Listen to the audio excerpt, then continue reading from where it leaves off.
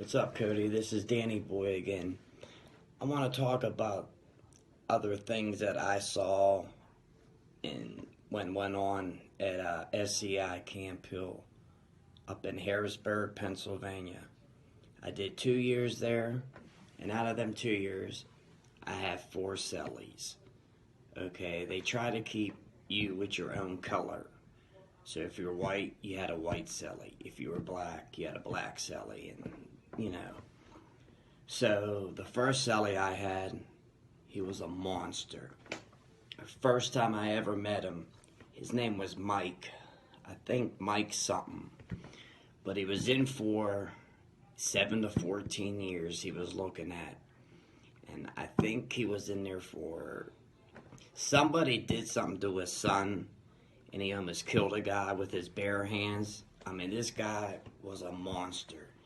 He was probably about 5'7", 230 pounds, but he looked like a miniature Hulk, like the superhero Hulk. That's how big he was. He was into lifting. He ate right. I mean, he was always at the gym.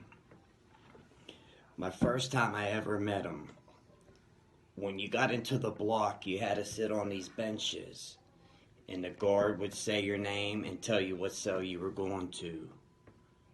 And when it came to my name, he said, "You're right over there in that cell." So I was on the first range. I think it was cell 13, say. When I walked over with my little box and stuff like that, he greeted me at the cell door, and I said to myself, holy shit, I'm in trouble. Because this guy was so big and muscular, he couldn't walk into the cell. He had to turn sideways just to get his big ass in there. And I says, man, if anything happens, my hands ain't gonna be able to help me. You gotta kill this motherfucker. I'll tell you, that's how big he was. But the nicest guy in the world, he give you his last soup, his last honey bun. He was awesome. I only had him for a couple months. Then he got shipped to his prison, closer to his house, I think it was. I can't remember what prison it was. But then I got this other guy. He was from Greensburg, Pennsylvania, from the sticks. Dirty ass. And back then, dirty people in prison, they were called Vikings because they never showered. So I had to tell them, look, if you're going to be in my cell, you got to shower, man. Or ask for a transfer to another cell because I can't deal with it. I had to sit them down and have a heart-to-heart talk with them and tell them I don't roll that way, man. I mean, I'm clean on the street. I'm going to be clean in here. So he got his shit together. He started washing and going to the showers. And, I mean, he turned out all right. He had his own, I mean, he wasn't no thief. He didn't steal stuff. I had a TV in my cell, so he never ordered one because he watched what I watched. Or if he wanted to watch something, he just asked and I let him. I was real easygoing. I mean, I give you shirt off my back too. If you needed something, I help you out. Just don't steal from me. That's all I ask. If you need something, come and tell me. I give it to you. And just pay me back later. My other cellie, he was pretty cool. He was from Somerset. We lasted a good while. And my last cellie was this black dude. Now, like I said, they didn't put too many black with whites. But he was 18. He was in it for drugs. His name was Darnell. Darnell or Daryl? I can't remember. He was cool, though. He liked to rap and sing. He said he wants to do that when he got out. But I don't know if he did because I never heard of him yet. But like I said, I'm talking way back in the day. I'm trying to remember all this stuff. Like I said, it was back in 94. And I got released in 96. Other than that, I remember cigarettes were $1.75 in a commissary, and you can buy at least a carton worth. Like I said, I don't know if you can smoke anymore. I don't even know what's on a commissary sheet, but I stocked up every Thursday. It was. What else? There was a lot of fights, like I said. You had your blacks gangs, Mexican gangs, but Mexicans stuck with Mexicans, blacks stuck with blacks, whites stuck with whites. I mean, there was fights here and there, but I mean, I didn't see no race riot or nothing like that. No. You know, just, I don't know, it's kind of boring, I guess, my stories, but I mean, it's been I can't really remember. I mean, all I know is child molesters got fucked with.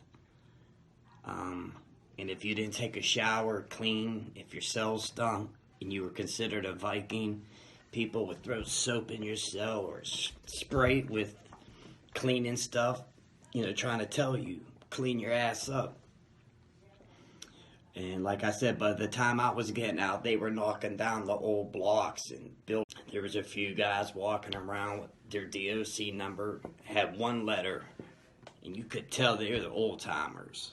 So, visits, you could have a visit, and your girlfriend, you could kiss in the beginning and at the end, but you just can't sit there and finger fuck your girl. You know, they won't let that happen. Now, back in olden days, I heard inmates told me, like down Western Penitentiary, down Pittsburgh, I heard them guys used to take their girlfriends in the bathroom and fuck them. Just, I don't know, pay the guard something, or the guard look the other way. But I heard back in the 70s and 80s, that's when the inmates ran the prisons. So if you came in there and you were a rapist or a child molester, they had your sheet. They knew what you were doing, man. You were done. So, and the prison Camp Hill, I was never in a hole, but I heard the guards were real bad. They beat the shit out of you. They put them gloves on with the shit on the knuckle. I heard, that's just what I was told. Child molesters used to get fucked with. Now, most of them went to PC, protected custody. Sometimes we called it Punk City. Others, I mean, not too many people back then asked for your paperwork. I didn't see it. I mean, you couldn't tell who was which, you know. So, I'm trying to think what else. Yeah, commissary, you was only allowed to spend $35, but I think on holidays it could go up to $45. Now, I don't know what the max you can have on in your account. Someone told me one time you was allowed 1,000 and that was it. Other guys said you can have up to 5,000. I don't know. But phone calls was, I think it was every 3 days or one, I can't remember, again, once a week, every 3 days. You had to sign up for morning or afternoon phone call. I always took afternoon because my peoples were working. So in the afternoon, around 6 or 7 in the evening, you know, I made my phone call. But my family came up once a month. And of course, on holidays, you had a longer visit. In the summertime, when the weather was nice, you went outside to the picnic tables. But like I said, the prison I was in, called SCI Camp Hill, they had a bad riot in '89. And a lot of people got hurt. And after that, they tightened that place down a little bit. A lot of rule changes. I mean, I didn't want to stay there because when you got to Camp Hill, you had to go see the classification, because Camp Hill was classification prison. And they had a they had an outline of the Pennsylvania on this paper, and had all the prisons in the state of Pennsylvania. And the lieutenant was sitting across from you, and the sergeant, and this other guy. Because when you got to Camp Hill, you had to take an IQ test. And I guess that determines where you go to do your time. So when I took my IQ test and it came back, he said, "Okay, Mr. Robinson, where would you like to do your time?" I pointed to this prison. It was called Greensburg. He said, "No, you ain't going there." So I picked this other one called Somerset. "No, you're not going there." So I'm like, "Well, where would you want me to go?" And I wasn't trying to be a dickhead, but I got mad. And I was hoping he didn't say, "How about over here on the other end of Pennsylvania near Philly?" And if I would have got that, I wouldn't have got no visits, because that's like 9 hours away. And I don't think my mom and dad would have drove over there once a week. So what they did is, "You're just going to stay here with us at Camp Hill." So it is what it is. Then, the day I got released, man, my old man was outside waiting for me. They opened the gate. I think there was like 5 of us getting out. Some had to take a bus into town. Then from there, they had to go, home. Unless your people come up, they can pick you up.